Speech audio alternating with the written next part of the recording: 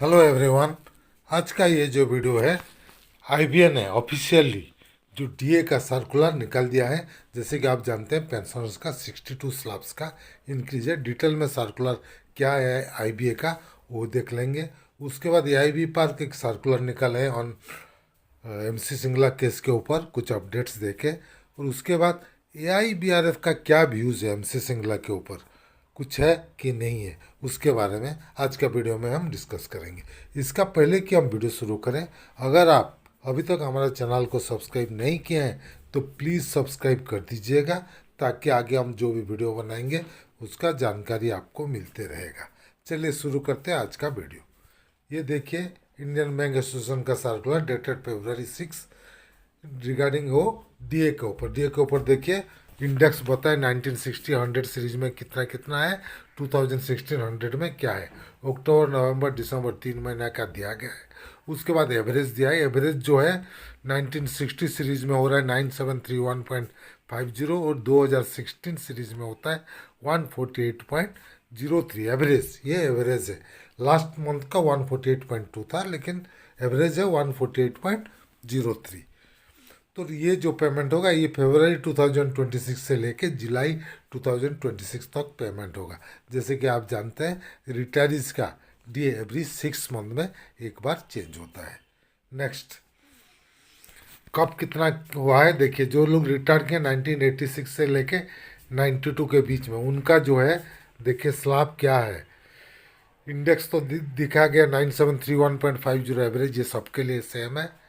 Number of slab 2282 और उनका percentage of DA जो है 1528.94% ऑफ बेसिक पेंशन, ये लोगों के लिए। नेक्स्ट जो रिटायर्ड वाले हैं 92 93 के बाद नेक्स्ट सेटलमेंट तक, उनका जो डीए स्लैब है 2145 है। DA percentage 750.75% of basic pension. उसके बाद जो रिटायर्ड के हैं फर्स्ट डे ऑफ अप्रैल 1988 के बाद, 98 के बाद जो लोग रिटायर किए उनका है देखिए।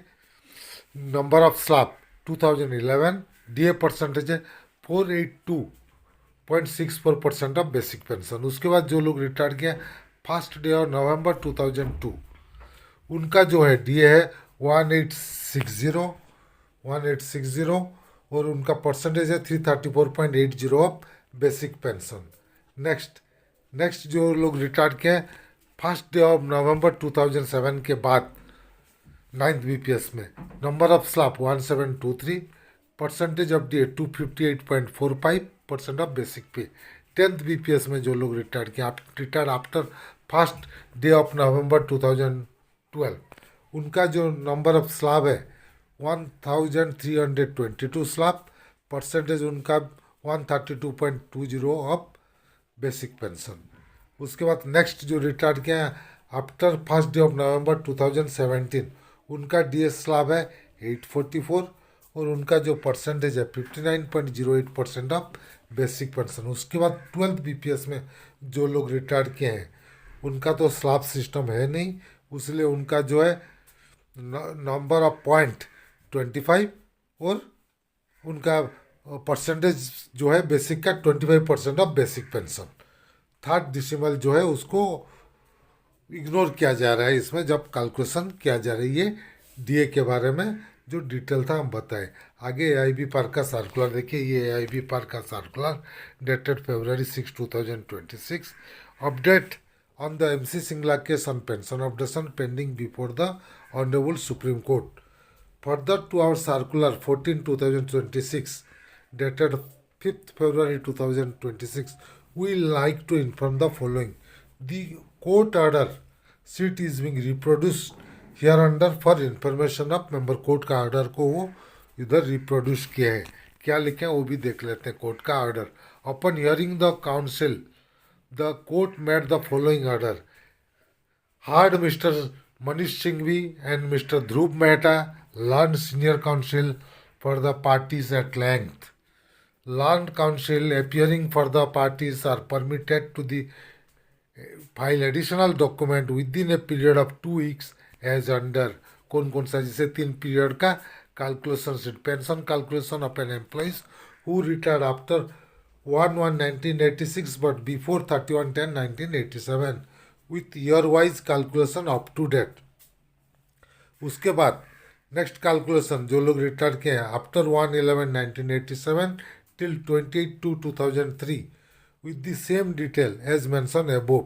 ये क्यों किया गया है? क्योंकि ये जो फर्स्ट पीरियड है वहाँ तक उनको एक बार अपडेशन करके 92 तक लिया गया था। उसके बाद 2003 में हमारा रेगुलेशन सबके लिए एप्लीकेबल किया गया, अमेंडमेंट करके 35(1) का, तो इसीलिए वो एक पीरियड। उसके बाद 2003 के बाद जो लोग रिटायर किए उनका एक पीरियड।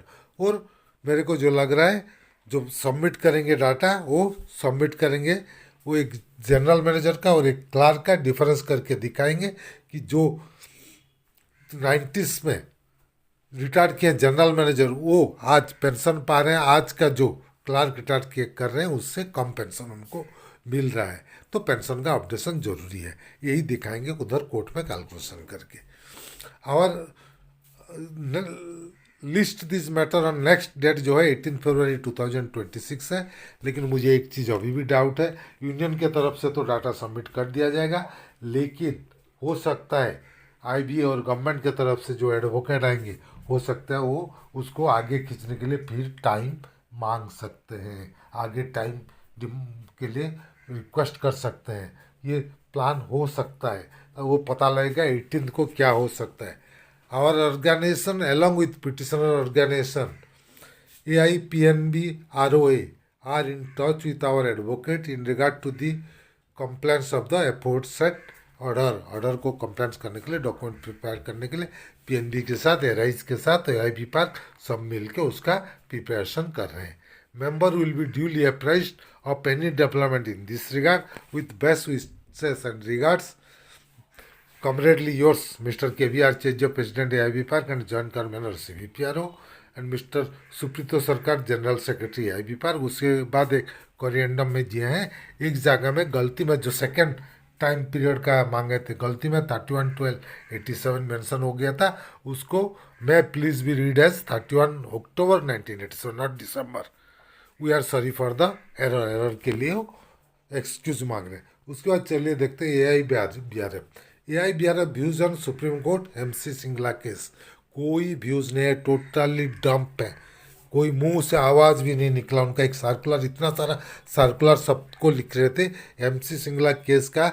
ये जो ऑर्डर कोर्ट का आने के बाद जो 3 टाइमलाइन पीरियड के ऊपर मांगा गया उसके ऊपर AIBRF का कोई व्यूज़ नहीं है। हम एक्सपेक्ट करते हैं AIBRF अब सर्कुलर निकाल के उनका व्यू भी ये MC सिंगला केस का जो 3 टाइमलाइन के ऊपर चार्ट मांगे क्या व्यूज़ है उनका, उनका भी व्यूज़ देना चाहिए और वो कोशिश करना चाहिए। इसमें तो ठीक है AIB पार्क इम्प्लीडर हैं उनका एराइज के थ्रू, इसमें नहीं हो सकता, लेकिन सुप्रीम कोर्ट में दूसरा जो केस है स्पेशल अलाउंसेस का, एटलीस्ट उसमें वो AIBRF में इम्प्लीडर होके वो केस को अर्ली हियरिंग करके स्पीड अप करके जल्दी उसका डिसीजन लाना जरूरी है। क्योंकि 10th BPS के बाद जो लोग रिटायर किए उनका पेंशन अभी भी 50% नहीं हो रहा है बिकॉज ऑफ स्पेशल अलाउंस, क्योंकि स्पेशल अलाउंस के ऊपर सुपर एनुएशन बेनिफिट नहीं मिल रहा है।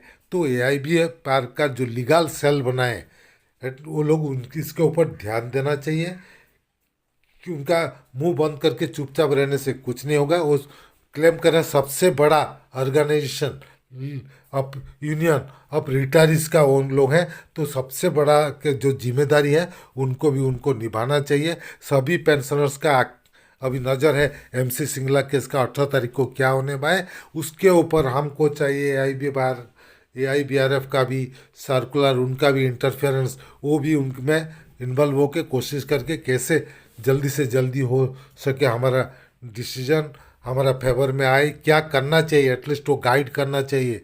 जो 3 फेज का है क्या है सर्कुलर इशू करना चाहिए, 3 पीरियड का जो जमा करना है उनका भी चार्ट निकालना चाहिए।